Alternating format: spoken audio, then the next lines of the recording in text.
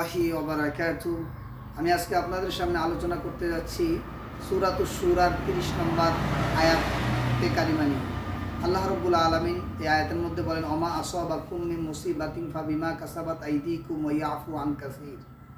আল্লাহ পাক বলেন, তোমাদের উপরে যে বিপদ মুসিবত, যেই তোমাদের উপরে যেগুলা আযাব গজব নাজিল হয়, এগুলো তোমাদের দুই হাতের কামাই করা। ওয়া ইয়াফু আন কাসীর, আল্লাহ তো অনেকগুলো ক্ষমা করে দেন।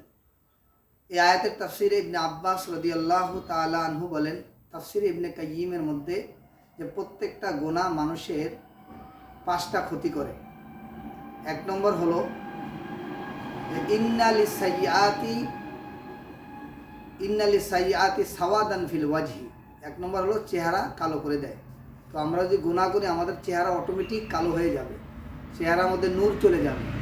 2 নম্বর ওয়া যুলমাতান ফিল কলব, অন্তর কালো হয়ে যাবে, অন্ধকার হয়ে যাবে। নেক আমল, কোরআন সুন্নাহ আমল করা এবং সুন্নাহ অনুযায়ী আমল করা আমাদের ভালো লাগবে না।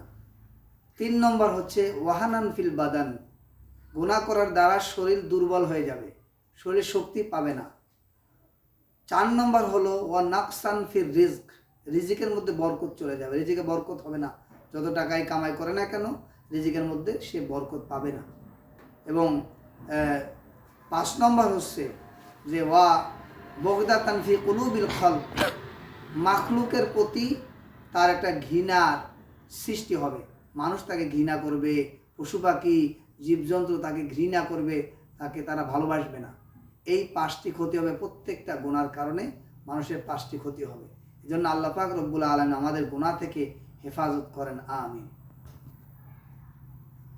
ঠিক আছে।